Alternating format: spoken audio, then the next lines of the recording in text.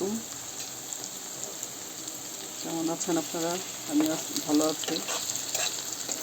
আজকে দুপুরে রান্না করব বিরিয়ানি। আপনাদের আসলে রেসিপি দিচ্ছি না, আমি আজকে রান্না করব।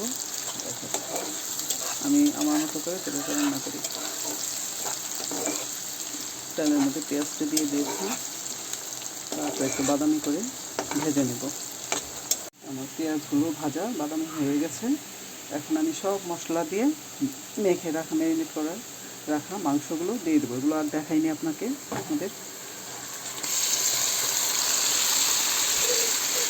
মাংসগুলো দেওয়া হয়ে গেছে। মাংসগুলো কষিয়ে নেব তেলের সাথে, মশলার সাথে মাংসগুলো ভালো করে নেড়ে ফেলব। মাংসগুলো কষিয়ে নিচ্ছে, ভালো করে সিদ্ধ না হওয়া পর্যন্ত কষাতে থাকবে। কষিয়ে পরে ঢেকে দেব।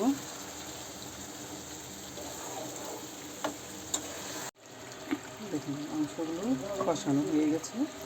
এখন সিদ্ধ হওয়ার জন্য কিছুটা পানি দিয়ে দিচ্ছি।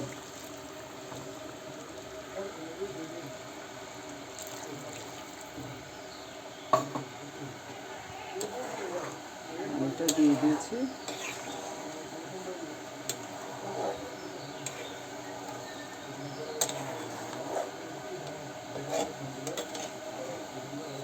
আপনারা হয়তো আমার চেয়ে হয়তো বেশি ভালো করে রান্না করতে পারেন। আমি আমার মতো করে করছি।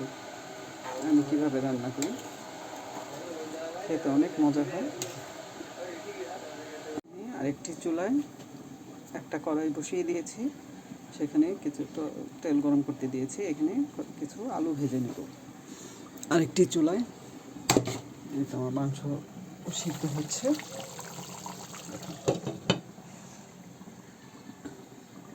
আলুগুলো ভেজে নিই।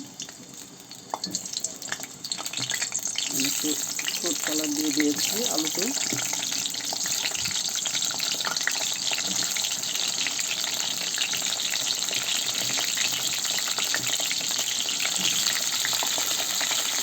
ভেজে নিই।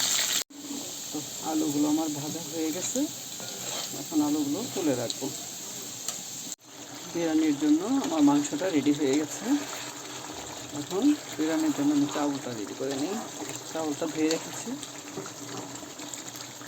তারপর আবার ফিরে আসছি। বিরিয়ানির জন্য আমি একটা বড় হাঁড়ি বসিয়ে দিয়েছি, দেখুন। তারপর আবার ফিরে আসছি।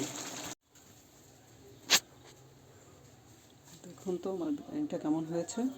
বিরিয়ানি রান্না কমপ্লিট।